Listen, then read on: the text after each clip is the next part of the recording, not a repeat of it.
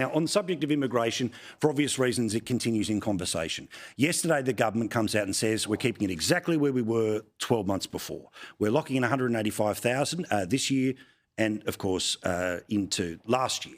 Now, I pointed out that one of the frustrations that any person over the age of 30 may have with the sheer size of the Australian population is how dramatically it has changed. 30 years ago, 18 million people lived in the country. 30 years later, it's about 28 million. You go 30 years into the future and the predictions, if we continue on a high number, starts to push us into the late 30s or the early 40s in terms of millions.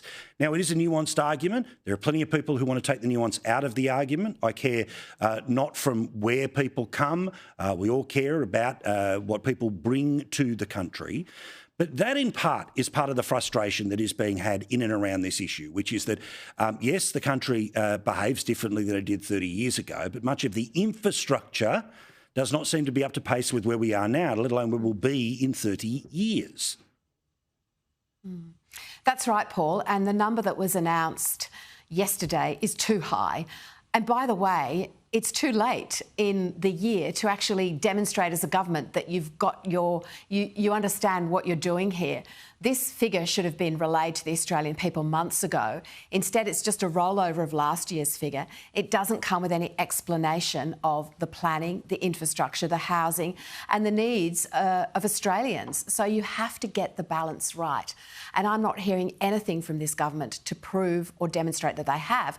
Remember, in their first 2 years of government, they brought in close to 1 million migrants with no plan to house them.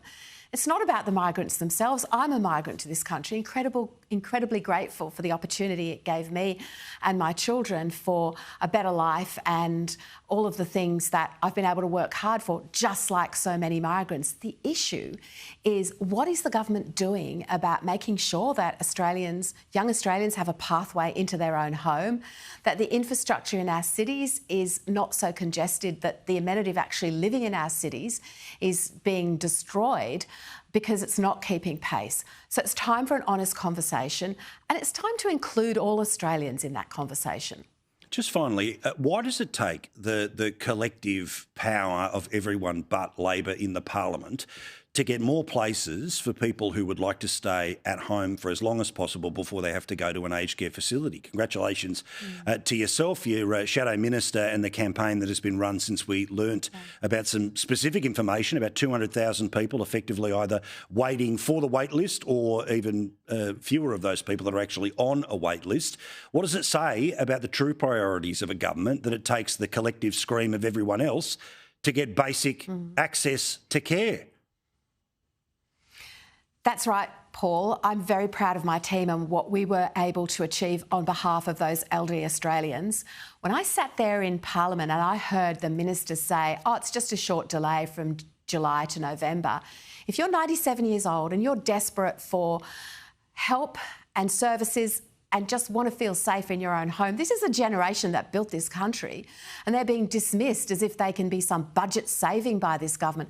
Because when Senator Ruston fought the fight along with the team in the Senate, they gave in and they acknowledged that they actually could deliver the beginning of these 87,000 places, actually 40,000 more by the end of the year. These are home care packages so that Australians can stay in their own home with the supports that they deserve and they need.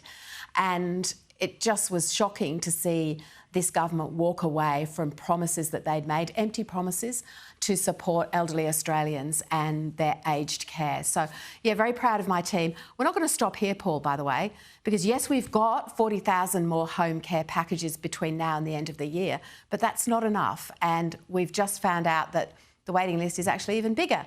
25,000 more people than we were informed of. So, you know, there's work to be done, and we'll keep doing it on behalf of the people that we're here for. Well, thank you for doing it. Go get him. Sussan Ley, lovely to talk to you. We'll see you very soon.